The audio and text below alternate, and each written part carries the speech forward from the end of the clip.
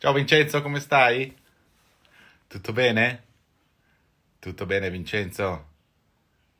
Ciao Dominic, ciao Davide, ciao a tutti, ciao Francesco, ciao Federico, ciao Luca, Teo. Come state oggi? Tutto bene? Novità di oggi, dallo studio improvvisato in casa, è che finalmente ieri sono tornato in studio al volo a prendermi la mega Herman Miller, su cui poi ho montato il sub pack dietro, come vedete, su suggerimento di Patrizio. Anzi, dopo metto un video che Patrizio mi ha mandato e che vi fa vedere come montarlo dietro. Se per caso avete la possibilità di avere un Herman Miller a casa più un sub pack, cosa che probabilmente è impossibile. E poi, già che c'ero, ho portato a casa il mio model sample e il mio Moog batteria elettronica di FEM che non ho mai esplorato. L'avevo usato in qualche pezzo, ma non l'avevo mai esplorato bene. Ieri ho fatto un beat con il model sample molto bello. Già che c'ero, perciò poi ho spostato la sedia che avevo sempre dell'Herman Miller qui. C'è sempre il buon vecchio Moog One di cui ho aggiornato il firmware ieri, tra l'altro, e hanno aggiunto dei suoni bellissimi e magari faremo nel fine settimana, io che esploro per mezz'oretta, un po' di suoni nuovi ve li faccio sentire. Ho cambiato la valvola l'altro giorno al Manley che cominciava a avere problemi. Non l'avevo tra l'altro mai usato perché in studio ho sempre usato il C12 o l'U47 e questo lo avevo come microfono di riserva e avevo notato che la valvola, probabilmente visto che l'avevo acquistato, non so, si era o consumata, non penso perché non era mai acceso, però insomma l'ho cambiata con una valvola che ho postato l'altro giorno, tra l'altro molto buona, Golden Lion, e basta. Oggi vorrei fare, come vi avevo già anticipato, tre conversazioni diverse con tre plugin manufacturers diversi, non solo plugin, con manufacturers diversi. Due sono, allora, uno è Oeksound, è una ditta finlandese che come si dice, che ho incontrato al NAM due volte già da 2 anni durante il NAM e subito dopo li ho invitati nel mio studio. Sono tutti ragazzi giovani e hanno due plugin fondamentalmente, uno che si chiama Soothe e uno si chiama Spiff. Parlerò ovviamente in inglese in modo che ci capiamo con loro e ci capiamo con tutti, vi chiedo un po' uno sforzo.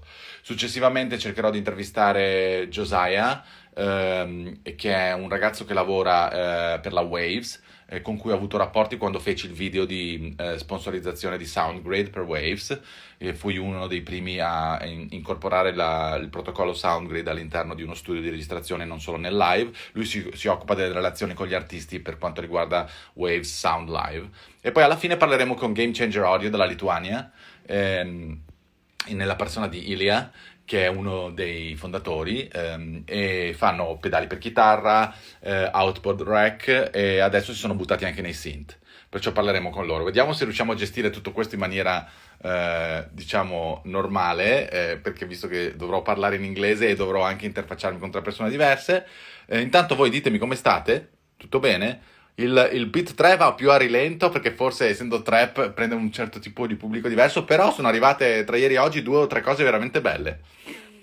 Ciao Alejandro, ecco vedo che c'è anche Oeksound, perciò proviamo a contattarci con Hannes. Ehm,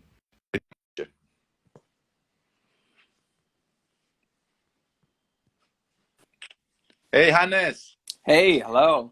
how are you? Good to see you. You too, you too. Where are you now, right now? Are you in your house or? Yeah. Yeah, I'm actually at home, yeah, Oh wow, yeah. in Helsinki. What's happening in Helsinki? It's like lockdown like everywhere in the world or? Yeah, it is actually, but I think it's of course a lot better over here, Hmm. since we're all taking it quite seriously. Yeah. And we started taking it seriously really, really early. How And early? I think, I mean, because we had just like one single Case. uh, case up in Mhm. Lapland, like quite early. I think somewhere in February, maybe Oh March. wow. Hmm. So I mean, so everybody reacted to that. Then we didn't start doing anything, of course, but Hmm. then when it started to happen, we kind of put everything into lockdown quite early. Hmm. So that actually, Yeah, and then again, Finns are like, as a people, we're really good at social distancing. We don't. I mean, we don't Listen, we don't hang a lot. that's exactly what's happening in California. I mean, finger crossed, because they took it really seriously at the beginning of March. So we started Mm. basically locking down literally 1 week after Italy. But Italy was already like a big outbreak at that time, you know. And at the same time in California, where like the whole California were like 100 cases and one death, you know. Yeah, So we started very early, and on top of that, as you may know, you know, in California, every people drive one car. You know, we all live, one live in the hills, and some other lives in the valley. You know, it's very spread out. So yeah, numbers are obviously getting bigger and bigger every day, but still not as big as some places in Europe, you know, here. So I yeah, think yeah, in yeah. the whole Los Angeles County, which is 19 million people, there's I was seeing today, I don't know, I don't even remember, but like 10,000 or 8,000 cases and Yeah. 200 deaths, which is horrible. But Mm. no, compared to the more than 10,000 deaths in Italy. Yeah. I mean, in Italy, yeah, it's horrible. By the It's really, way, really I don't want to horrible. talk, you know, my focus is, as I told you, home studios. I'm helping people building home studios, setting up stuff, setting up software, giving, you know, suggestions and telling them what I really like. You know, it's just another way of like, you know, having everyone like, you know, a little bit more like entertained, you know. So Yeah. we met a couple of times after NAM in Los Angeles.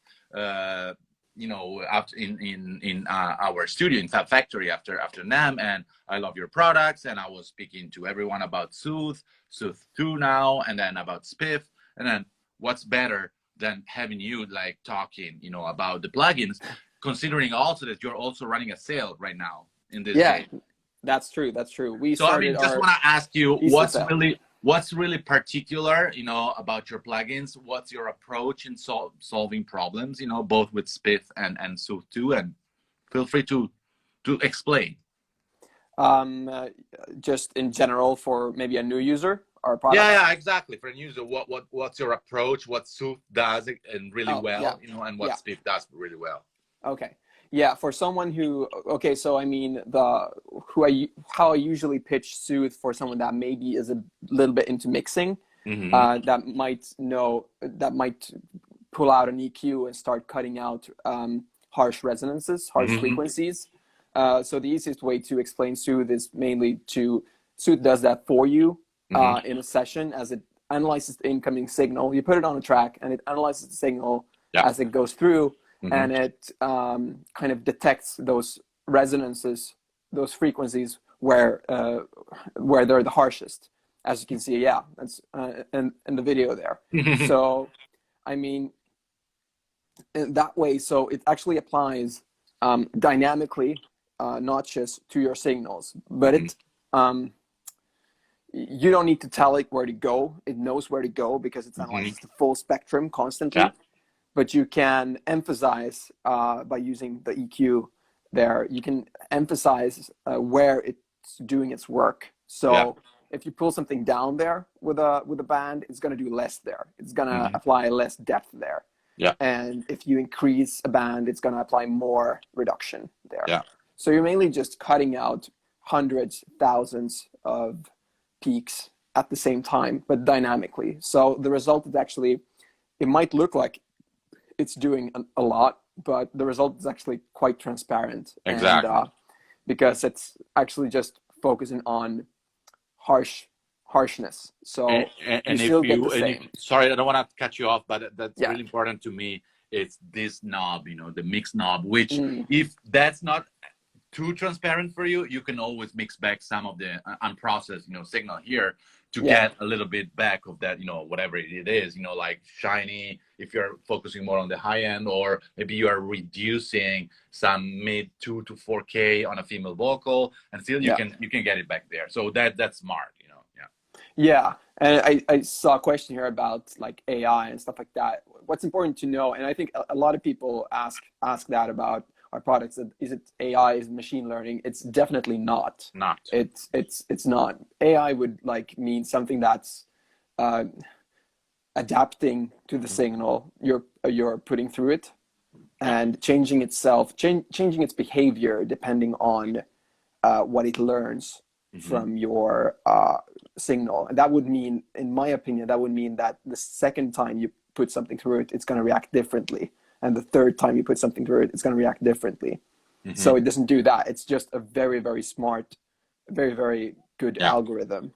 That's when you put, so you give it a number and it's going to give you the result, and it's going to give you the exact same result every time. Exactly. So it doesn't like change anything. It's not based out of machine learning or anything like that. It's more based out of actually only the main programmers or the guy behind Sooth, his listening is actually kind of tuned by ear by himself. So it's it's funny that it's actually a really complex plugin that does something really easy to use, but it does something complex. I mean, to quickly give my personal experience with Sooth, the first time you try it, it seems too good to be true. So sometimes what happens, and it happened to me, I know a lot of people, it's happening the same for them, it's that you keep it, you know that it's great, it looks great, everything is great, but you don't really trust it because you think, it's impossible that this will fix, all my problems. And then after, let's say, in my case, well, like 20 days that I was sparsely using it, I started using it more, and it was great to the point that I was abusing it. Like everything that's so great, you start abusing it, and then obviously you a little bit back, and now it's on all. Can you believe it? It's on all. In every song I do, there's at least one or two Sooth too. So that's how good it is, because once you realize the threshold, once you realize what you can really do and what you cannot, obviously you cannot fix your song. If your song sucks, your song will still suck, But so many things that you can fix with that if you're like specific about ranges and whatever you're focusing on, that to me it's great. And the new one, Sooth 2, the algorithm has been so much improved, the attack and release, all these new options, and then the two hard and soft, let's say algorithms, I mean, it's to me, in this new world of using just, a few plugins and producing everything in the box, it's a must have, because it's simply a question of being fast and effective, and with this you can be fast and effective and focus more on the creativity. And that's exactly how we what about ourselves. Spiff kind of has the same analytical approach that Sooth has to the signal, as it analyzes the full spectrum as it comes in, but Spiff checks for transient material, so sudden volume changes, because it's gonna see that as a transient. But then again, you can start shape those transients wherever they happen on the frequency spectrum.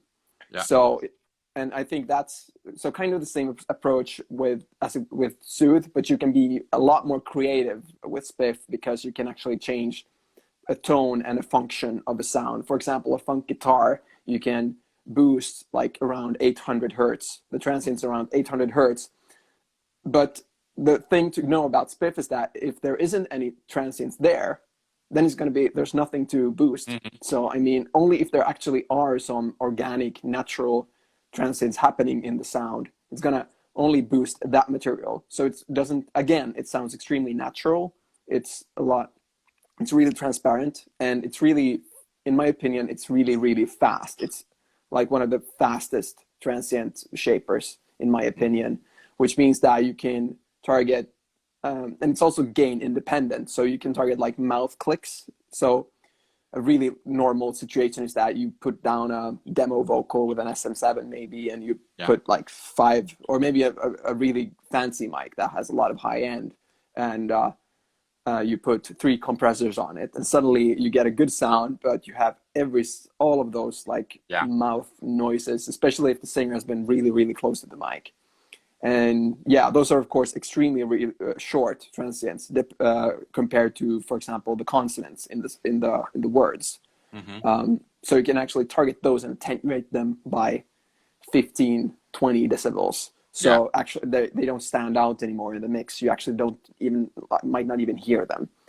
So that's how I like to use it a lot. But it's also used by mastering engineers to take an overcompressed mix, yeah, and actually bring it back to life in a sense. You actually kind of, And you can see on the waveform that you get those small peaks or those actually the transients up again.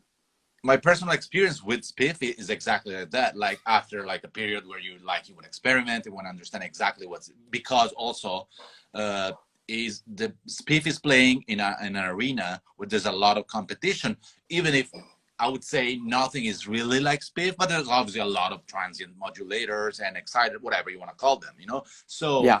I would say that spiff lately, it's a game changer on the mix. So I trust Spiff, is so transparent that I can totally use it, obviously in parallel, on a mix that I feel that I'm 85, 90% there. But then, the last 5, 10 minutes, you start asking yourself, does it have enough transient content? Is it enough, lively sounding, or is it too compressed? So, Yeah. sometimes you just reopen the mix and start back, from scratch. Yeah, But yeah. sometimes spiff can be just that small touch that gives back some poppiness, some transients back, using the parallel thing, and it fixes my problem, the last 5%. So that's what I'm using it for. I still have to use it on a lot on single sources, but that's about me, because I also love Oeksound Evolution, and for single sounds, I love that, and I'm more used to that. But I love what spiff does on a mix, and to me it's magic, Yeah, yeah. And I think just a tip for everyone that already has some of our products, kind of like the way to go to start using them is, and if you try them, we do 20-day trials. So it's just, you can, we never, I mean, you should always try a product before you buy it, of course. So, and try putting it on a track and putting it into Delta. The Delta mode is going to tell you what each of our plugins is listening to. And that way you can actually, especially with spiff, it's important to adjust the decay so that you get only the material that you're interested in, so that you can boost or cut that. So you can cut it out of the signal, or then boost the good stuff.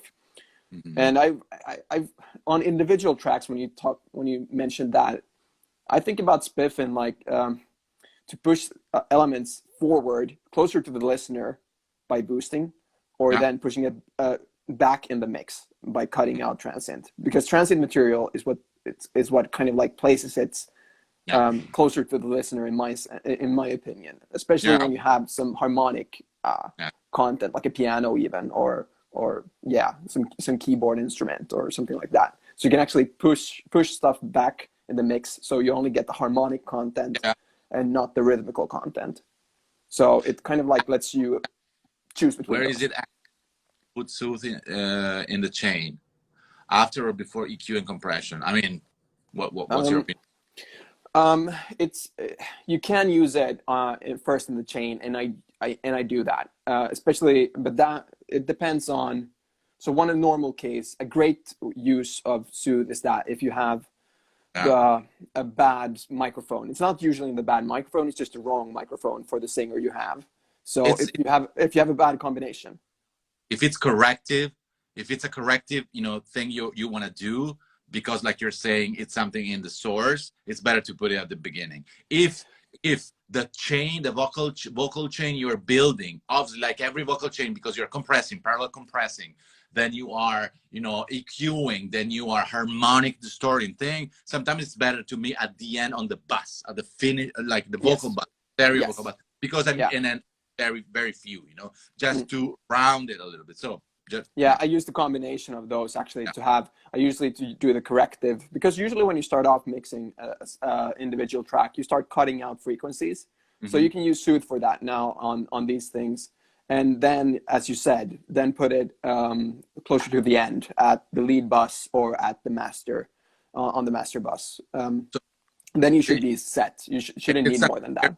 Should wait for in the future from Oeksound, like a new plugin that you're developing, or like, we have a lot of ideas in our heads, and of course the guys are working on different ideas currently. Of course, we hit something like great, or only like hit the jackpot when he came up with the idea of soothe, and he spent so much time actually working on that, like so much time. So we're trying to focus on getting as much out of that right now as possible, and maybe going into, let's see if we want to like maybe move into a new market or something else right now. But we also have, of course, other plugins in mind, because we love kind of just now that we know where this kind of idea, when you get a good idea, it can actually blow up like this, and that's nice to know. So now we're of course thinking about everything, like distortions and reverbs and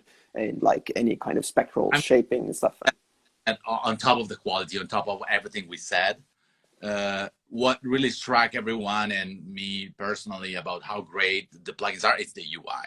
You know, UI is the main thing that gets you in, because it's so 2040, you know, it's so modern, it's so effective. Finally, someone like FabFilter, you don't need to, you know, I mean, we all love vintage equipment, but, you know, because we are using a computer, I love when I see, you know, UIs that are like in the future, that are like almost like a empty canvas where you basically can draw almost. You give you some kind of freedom, you know, just by looking at it. You know, it seems that you can do everything. You can draw it, and actually that opens your mind, you know, instead of being too stuck into knobs and little things to which doesn't make a lot of sense unless you are recreating an old vintage, you know, out, which means, you know, that, yeah. But so I love it, you know, and that's what I think draws you in. It's like looking at it. Look at this. Don't you want to, you know, touch the whatever, you know? In fact, and I think it's also very touch friendly, you know, because, you know, all these new laptops that are touchscreens, you know, it's great to just put your finger, you know. I don't think we even have like thought of that yet, but it's really nice to know. And that's definitely, I mean, the user interface, especially as I mentioned, what they do is so complex. I mean, what's behind the screen, what's behind those buttons, there's like so many complex like processings going on that the user shouldn't notice that. The user should just like touch, get to the core of the problem quickly and fix it. Yeah. So yeah. Hannes, thank you very much. Thank you. Thank you. Now talk with both Gamechanger Audio, that you probably know, and Yeah. also Josiah from Waves, the Sound Live, you know, artist relation guy. And today is more of a technical thing. So, I mean, thank you for having, you know, a part of this. Thank you for having me. Stay safe, you know, stay in your home. You too. For sure. Yeah. And hello to everyone at Oeksound. Yes, I will. And ciao. You want to end, and so your sale is going on this week or next week, or this week's actually only until Monday actually. So if you're interested in getting our products for sale, we have very few sales a year. Like last year we had 2 sales, maybe not even that. So I mean, now's the chance to get them. For Suit 2 is $139. Wow. And Spiff is $99. So it's like over 30% off on probably you can't buy both of them. Buy one more thing. I want to buy one more time. I mean, more licenses. I mean, okay. That's great. Thank you very much. Have a great Thank day. you. Ciao. Bye bye. Bye bye. Ciao. Ragazzi, ci ho provato. Grazie a Hannes. Spero che si sia capito, insomma, è un inglese abbastanza semplice, dai. Smart Reverb. Questa è una bella idea, Fernando Escalante. Non sarebbe mica una brutta idea, cavolo. Sai che in tutte le mie conversazioni con Fernando, non so se tu parli italiano, io sto parlando in italiano, ma dicevo, in tutte le mie conversazioni con loro, che quando ci vediamo e parliamo sempre di possibili plugin futuri da fare, non avevo mai pensato a uno Smart Reverb, e invece a loro verrebbe molto bene. Cavolo. Vabbè, glielo suggeriamo, dai, dopo. Allora, vediamo se intanto c'è Josiah di Waves collegato. Vediamo un attimo subito se lo posso tirare dentro. Scusate, non lo vedo, mi sembra. O lo vedo o non lo vedo? No, non mi sembra di vederlo. Vabbè, adesso magari glielo scrivo. Scusate, come faccio a scriverglielo da qui? Glielo scrivo da qui. Tac.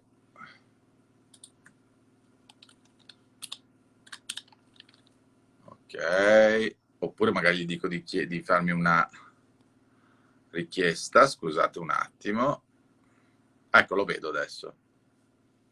Lo tiro dentro, Josiah.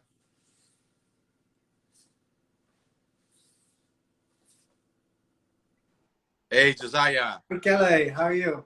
Fine. How are you? Are you in your home studio? I am. Yes, I am. Where are you exactly? Where do you live? I forgot. I am in Orange County, California. Oh, wow. You're pretty close. I didn't know that. Yeah, not too far. Wow. I don't know why I put you in my mind like in the East Coast. I don't know why. Because probably Waves is in the East Coast or what? Yeah, that's true. I mean, there's a U.S. office in Tennessee, and that's probably the closest. So we're pretty close, actually. How's Orange County doing with the lockdown? Good or? I think we're doing well. Like you were saying earlier. I mean, California shut down pretty quick, and I think everybody jumped on board. So it's been pretty good. Yeah. So, I mean, are you enjoying your time? You know, with your basically staying more at home. I saw that you're releasing some music pretty soon. Yeah. My wife is releasing a single next week. That's great. And so we've been kind of prepping for that and working on some new music, but yeah. That is great. So, I mean, I've been enjoying the time, but it's been pretty busy, surprising, being at home.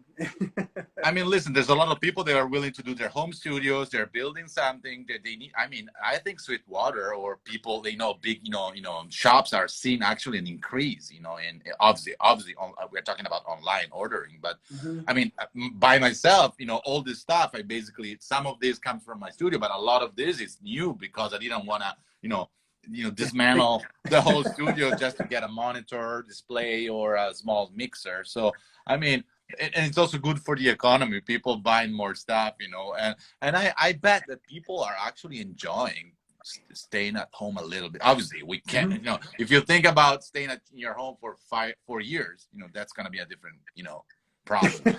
but like a couple of months, I mean, the creativity level is different. You are slowing down a little bit, staying more with your family at the same time, still working. I think your main job with Waves, you can still do it in your house, I think. Oh, yeah. Yeah, with Waves, I pretty much work from wherever I'm at, yeah. So I met you when with Waves we did that great video about SoundGrid, using SoundGrid in a studio environment, Yeah. And I loved it. And my great friend Pino Vinaxa, he was the first one introducing me to SoundGrid as a way of interconnecting, modular synthesizers, or simply, deploying a lot of interfaces using just Ethernet for audio, Yeah. Can you speak a little bit about that? And I mean, it's because you are the guy that basically, what's your exact designations at Wave? So Wave Sound Live, artist relations. My exact title is like live product specialist. So I handle anything, technically all our live relations, but a lot of that involves the SoundGrid technology that you're speaking of, which technically is just an audio over Ethernet networking technology. So it allows us, like you said, you can connect multiple things throughout a studio or an environment just by Ethernet cables to each unit, and then everything into a network switch. But the beauty of it is we can, at that same time, we're sending IO across the network. And then, but we're not just sending IO, we're able to offload all the processing, which is, I think, a huge benefit for us as we all work, in a home studio, and we get to those higher channel count sessions that we really want to have the additional processing to do more plugins and more processing. Not only that, I would say that in a studio environment, the first of all, what's great for me, it's cross-platform. So because it uses a core audio in Mac and probably I don't know how to pronounce it, ASIO or ASIO driver on Windows.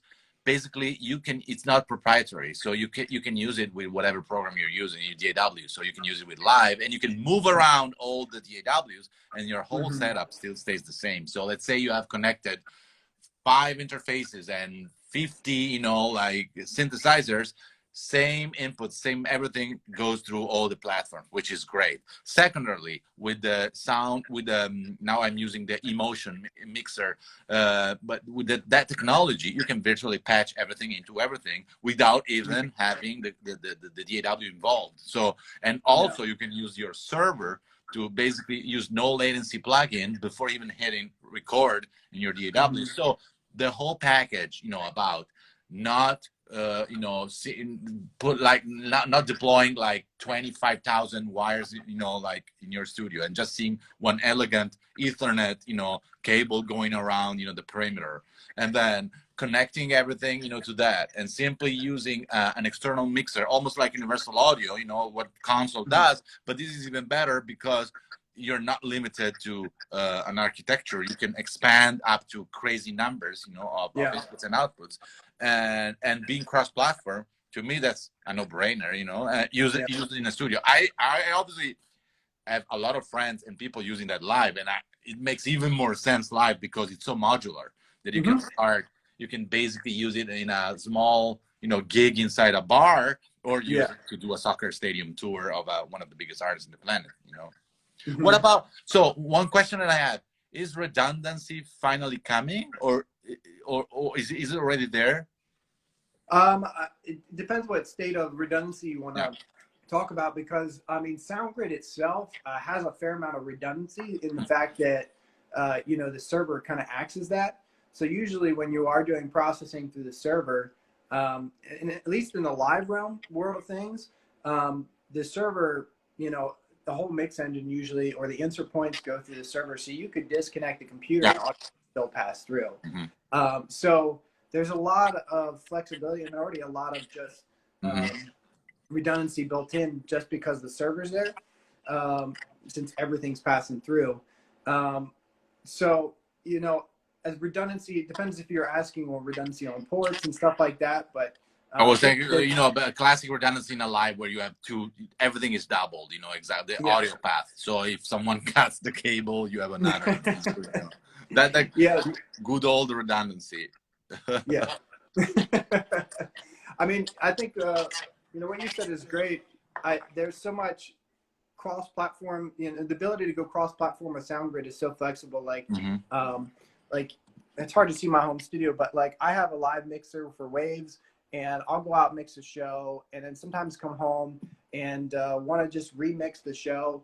And it's nice that I have like an Apogee Symphony in my rack over there. Which I own the same one, the SoundGrid one. And I can just patch into my studio monitors and mix it live here. So I can go back and just mix that live, or, same deal if I bring over a producer and, I have Pro Tools running, I can mix some Pro Tools, but sometimes I like to produce in like Ableton, or if there's another producer that just shows up that wants to do that, I can just send them an Ethernet cable, have them connect, and I can patch them through to just record directly in a Pro Tools. So, while they produce in Ableton. So the ability to just connect all these platforms together, I think it's is incredible. the beauty of it.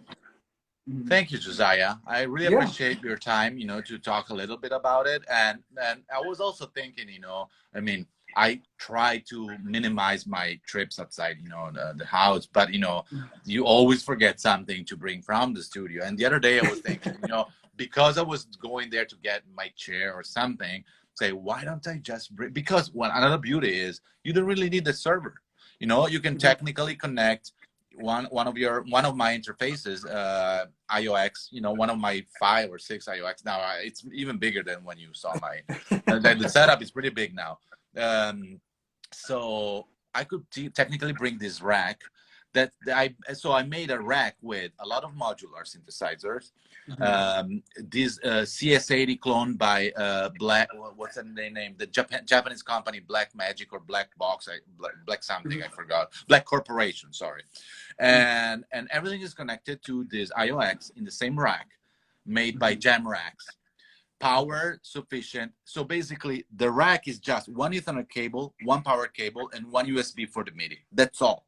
So if thinking about, bringing something to my house to be creative, that's the best, because you just unplug 3 cables and everything in the rack. And I have like, literally like 9 units worth of, creative power by Euro Modular. And, so the other day I was thinking, and it makes sense. The only problem I had like this very small car and I couldn't bring it on, but so even in a home studio situation, even the small the cube or the what's the name, the specific name, the digigrid, the small D, those, they make sense, Yeah, you have it. Yeah, these little guys right here. They make a lot of sense. They behaving exactly like a normal audio interface, but it's your entrance into the sound grid world, basically. So you can start using the mixer, start using everything, Okay, Josiah, stay safe. Good luck for the release of your wife song. It's gonna be April the 13th. Yeah, it's next week. That's great. Appreciate it. And talk soon. All right, we'll talk soon. Thanks, McKelly. Bye, Josiah. Bye. Ehi, ragazzi, praticamente ti rispondo se vuoi, Giovanni. Scusa io perché mi sono dimenticato di chiedere a lui. Allora, anch'io ero molto confuso all'inizio perché uno non riesce a capire. Non c'è niente, è tutto virtuale, Giovanni. Non c'è niente di fisico. Cioè, la figata è questa di SoundGrid. Allora, di fisico ci sono ovviamente le interfacce e i server. Allora, tu puoi comprare un server di diverso tipo. Ci sono quelli più per il live, piccoli, portatili, dei cubetti. Ci sono dei veri e propri rack che ho io, che hanno dentro un computer con i7 che gira Linux dentro. Girando Linux e essendo un sistema operativo dedicato totalmente alla musica, creato dentro, la latenza, la round trip della latenza è meno di 1.8 millisecondi e addirittura il processing interno dentro il mixer è 0.7. Cioè siamo a livello di Avid, capito? Di HDX, perciò velocissimo. Detto questo, cosa volevo dirti anche? Detto questo, perciò quello è tu puoi avere o non avere il server. Il server serve semplicemente per mettere dei plugin Waves in insert nel mixer sono 2 o 3 tipi di mixer diversi, software della Waves che supportano SoundGrid e quello. Puoi non avere il server e avere solo l'interfaccia. Perciò avere l'interfaccia vuol dire che devi avere uno switch Ethernet a cui attacchi tutte le interfacce, o se ne hai una sola puoi attaccare direttamente al computer e utilizzi il driver SoundGrid e ti permette perciò di utilizzare l'interfaccia direttamente al computer con bassissima latenza. La figata cos'è? Che tu puoi avere un altro computer nella rete. Se tu hai una rete nel tuo studio, tu puoi avere una persona che arriva col portatile, gli attacchi la presa di rete, gli fai installare il driver SoundGrid e dal suo Logic vede 32 output stereo che vengono visti nel tuo mixer, nel tuo mixer Waves. Perciò lui può mettere il portatile a una sessione di Logic o di Ableton, fare gli stem in tempo reale e ti entrano in digitale nel tuo mixer, tu li vedi in tempo reale, cioè incredibile. Vabbè, la casa de Canepa, stiamo spiegando, Beats 3. Miglior plugin sul master per musica trap. Ragazzi, prima vorrei cominciare a parlare anche, e poi magari facciamo 2 o 3 domande, con Gamechanger Audio. Gamechanger Audio sono in Lituania, sono fortissimi. Se avete mai visto il Plasma Pedal, ve lo scrivo qui, Plasma Pedal, anche il Light Pedal, poi andatevi a vedere Motor Synth, con cui stanno per uscire, ed è un primo sintetizzatore. Vediamo se c'è così lo coinvolgo, scusatemi. Scusate che vedo se lo riesco a coinvolgere. Eccolo qua, Gamechanger, Ilja, dalla Lituania. Ilja! Hey, Michele. Good to see you. Hey, how are you, man? You seem younger than usual. What's happening? Oh, it's maybe an Instagram filter. I don't know. I'm joking. I mean, you look good. But so what's happening there? How's the lockdown going? Well, here actually everything's kind of quiet. Okay. So we've been in lockdown since March 13th, which was a Friday. Mm-hmm. It was exactly like California. Same day to California. Okay. Yeah, I mean, well, for the first 2 weeks there was a little bit of a empty street zombie town vibe. Mm-hmm. But I think now people are getting a little bit more relaxed. Everybody's walking their dogs and jogging and rolling. Yeah, it's a little bit weird, but I think the sun is making people come out a little bit more. which is scary. I mean, it could be dangerous on another side, you know. So Yeah. so are you all forced not to work at Gamechanger, or simply you can work from home, or what's happening? Well, yeah, I mean, I'd say 80% of our folks, they're working from home, including myself.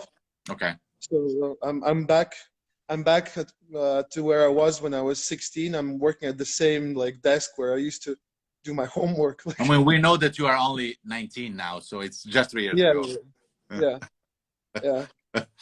Add 9 more years, but yeah, it seems like yesterday. So yeah, I mean, like everybody's working from home mostly, but we have some assembly folks Oh, that wow. are taking extreme precautions, working in separate rooms. So yeah, I mean, we're trying to do as much as we can in these situations, but like, but yeah, we don't want to like, you know, be nonchalant or just ignore stuff. We need to deliver the motor synth to people. So we have 2 people working in assembly in I mean, separate we rooms. because so I don't want to cut you off. Just say it's because I'm one of those people, but obviously, you know, safety is more important. So I wouldn't mind if you take like a couple more months, you know. Yeah, we could just do nothing and use this as a big excuse, but Yeah, no, like, exactly.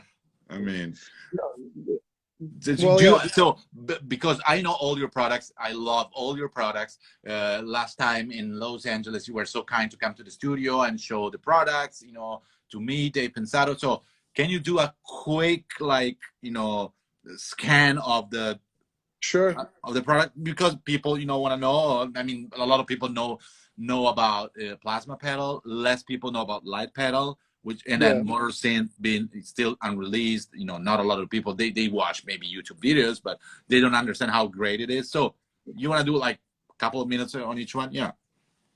Yeah, I mean, so first of all, thank you for inviting me to your studio. A It was pleasure. really amazing. It was the most high-tech room I have ever been in. Like, Thank I you. was, it was quite crazy. Like, and if you like, I remember you did this thing where you like, ooh, watch this. You press one button on your computer, and all the lights in the room start blinking in synchronized tempo. Exactly. Yeah. Okay, Philips. Yeah. that was pretty. That was pretty impressive. So yeah, those are good. So Michele, thanks for showing. Those are the things. So the pedal over there, that's called the plus pedal. It was the reason why we got the first like team members together. So that was the whole jumping off point. We came up with an idea for a piano style sustainer that could be used for electric guitars and other instruments. And that was what got us together. So we were working on development for about 15, 16 months. That was back in 2016, 17. And then we launched this thing using crowdfunding. And then, yeah, and then kind of we received an overwhelming amount of orders, and we gained a little bit of confidence, and we decided that we'll form a company and keep going. So after we invented the plasma pedal, we moved over to the next project next year, which was the plasma pedal. The plasma pedal, for those of you who haven't seen it yet, although we're trying, like, it's been a little bit kind of a big success. It's quite popular. So what it is a new style of signal clipping. So instead of using like vacuum tubes or like LED circuits or transistors or that kind of stuff, so what it does, it creates distortion by converting audio signal into a high voltage electrical discharge using a like step up transformer. So essentially it's the same technology that is used in, like, let's say police taser guns. So but we actually modulate those discharges with an audio signal. So yeah, and then basically the result is this super electric, like crackly, crushing, crazy distortion. So, and then kind of that has been our philosophy, that we don't want to like put out a lot of pedals, like boosters, flangers, and tremolo stuff, and you know what I mean, like trying to avoid all the standard, like standardized pedals. What we do is like we focus 90% of our time on development, and we try to work at one beautiful special thing at a time. And usually we try to release a new concept every year. So the following year we introduced the motor concepts. So yeah, this is the plasma rack. The Yeah, plasma that's is great. And plasma actually, I never tried it. You brought it in the studio. And I was impressed about how many more features it had, compared to the plasma pedal. It's really yeah, it can be really used in a studio environment, like really. wow, thank you. I mean, the main point of the plasma rack is to make that electrical thing even bigger. So it's a much bigger size, like discharge tube, and we think that the sound is more clear and more interesting, and like there's more character and more depth to it. But yeah, one of the main things is like it has a lot of other features, and it's all like fully MIDI controllable, so you can control it from your screen, like with CC messages, and or you can assign like a MIDI controller, put it on the floor, like the ones they use for like gigs and stuff.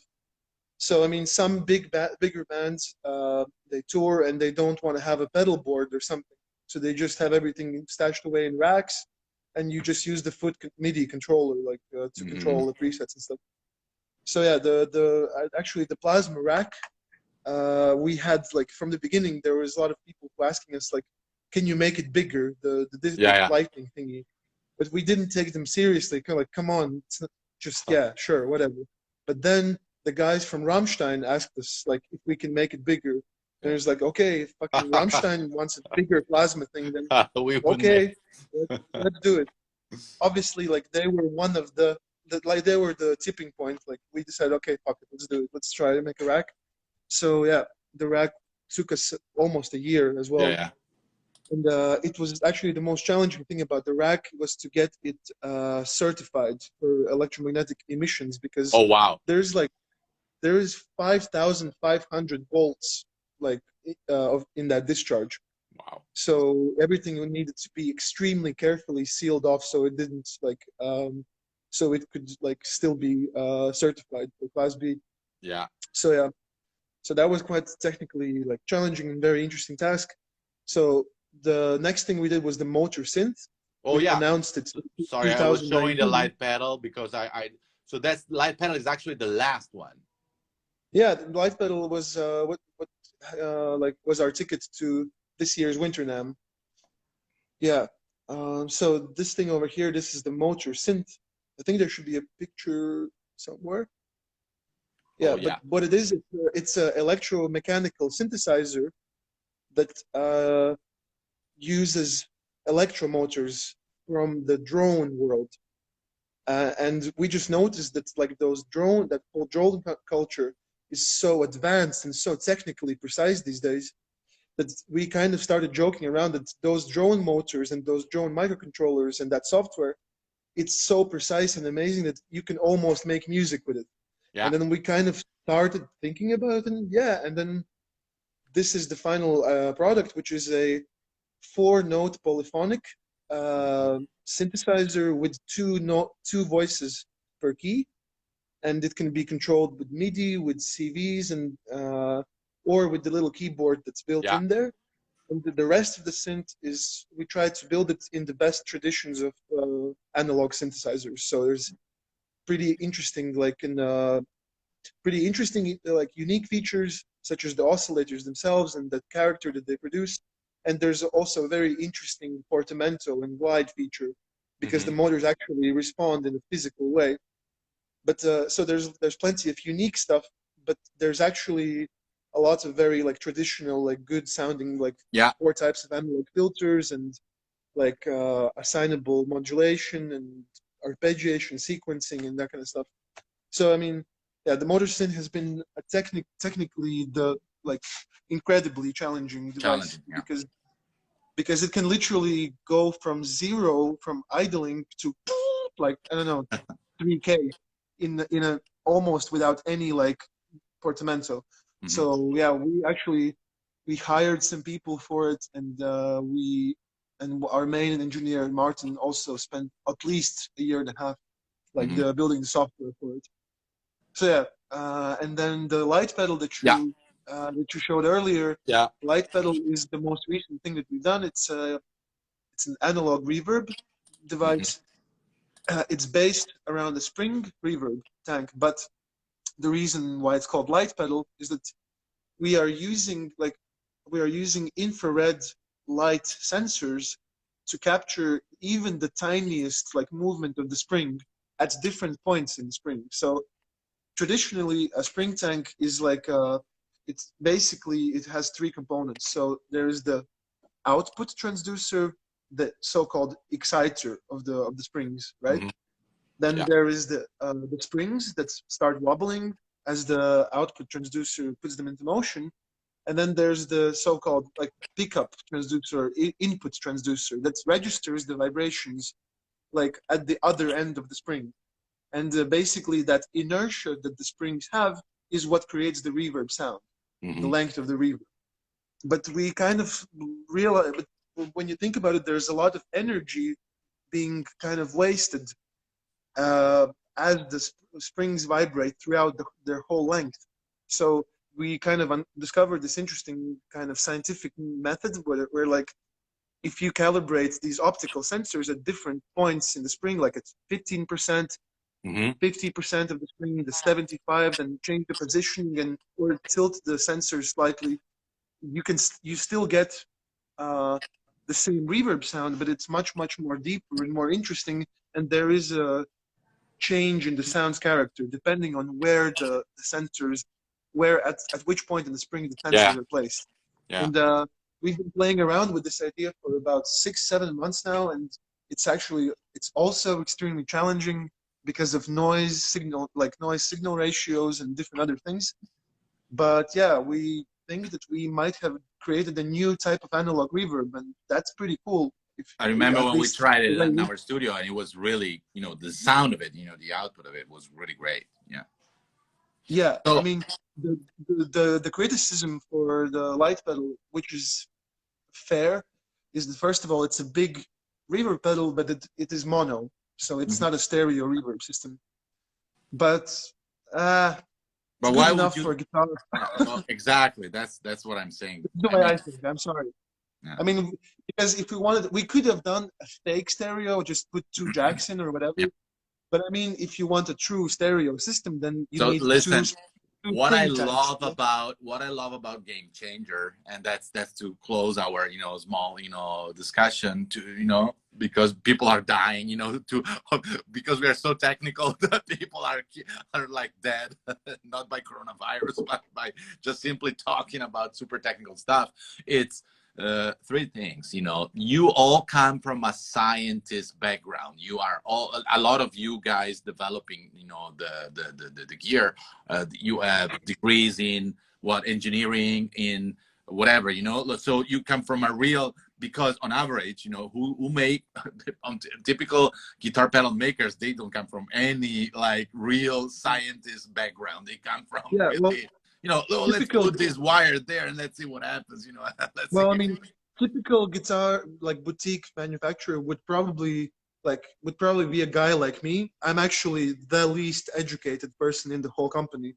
Like everybody here is like next level, intelligent compared to me. But but basically, yeah, like I'm a guitarist, and I know how to solder, and I know how to maybe like change some things, move some stuff around. And let's say I make like a modified distortion thing, and then my friends want one as well, and then you start building slowly, and you learn as you go.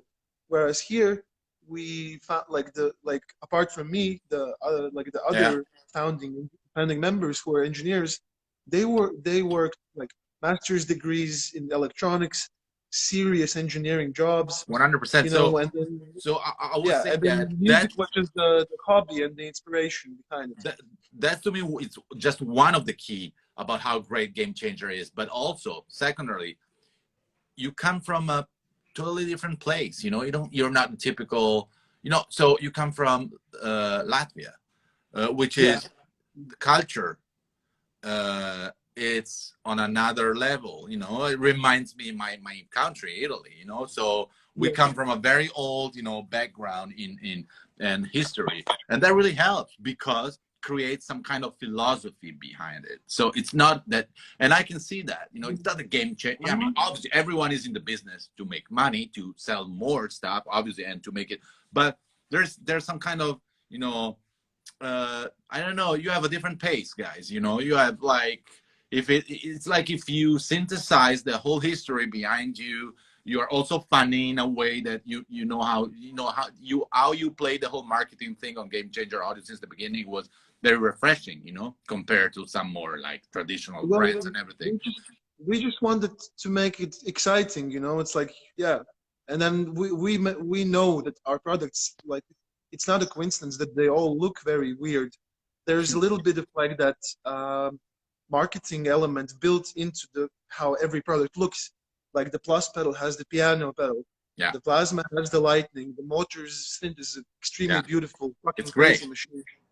So I mean, like, but yeah, I mean, go big, or you know, why not? Why it has to be that the pedal needs to be a standard box, you know? Like, and we didn't even discuss about the design. You know, the design is almost industrial. How great it is and how great they're built. It's impossible to see it through. I mean, but this is like made literally like I can bang my SSL mixer and probably this will win. This will destroy my SSL mixer, you know. By the way, like we had a shipping accident one time, like they returned a package. So UPS guys, they crushed a Plasma pedal with a forklift. Like, wow. And we took it out and it was bent, but it's still fucking working. Working, yeah. I mean, I don't have any problem believing it, you know. Just So this is the stuff that we've been working on now. So this is oh wow, one of I the remember that. Yeah.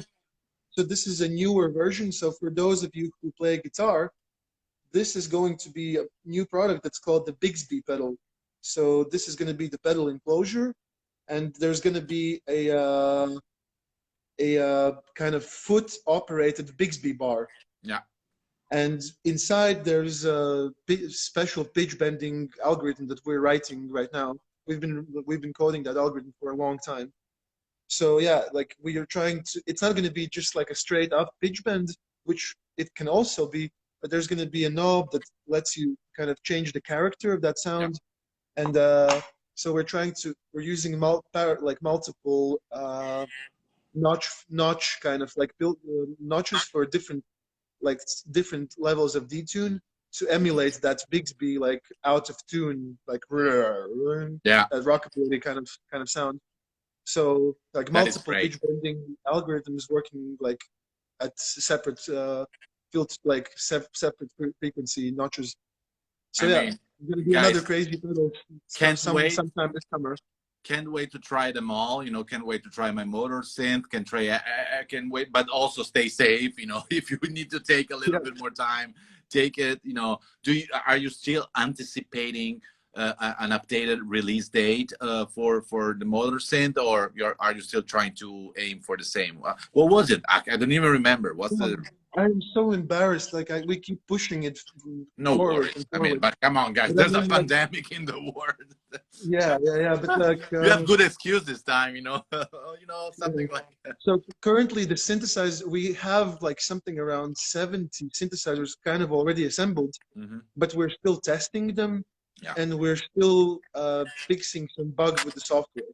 So I think all of the first owners, they will have to kind of keep an eye out for. Sorry, Ilja. Okay. Hey man, how's it going? Okay, I'll come in 1 second. Oh, you want to show what? You. Oh, it's for me? Yeah, let me see. Take Wow, look at this. Oh, wow. That's great. Hey, man. I make better pictures than this. I made a No, this is great. Oh, that's a sandcastle. Okay. Thank you, Ilja. It's basically, say you share the same name, you know? Yeah, what's his name? Ilja, E-L-I-A, but, you know, it's basically Ilja. It's like Ilja. My name is Ilja, yeah. It's the Slav version of the same name, I guess.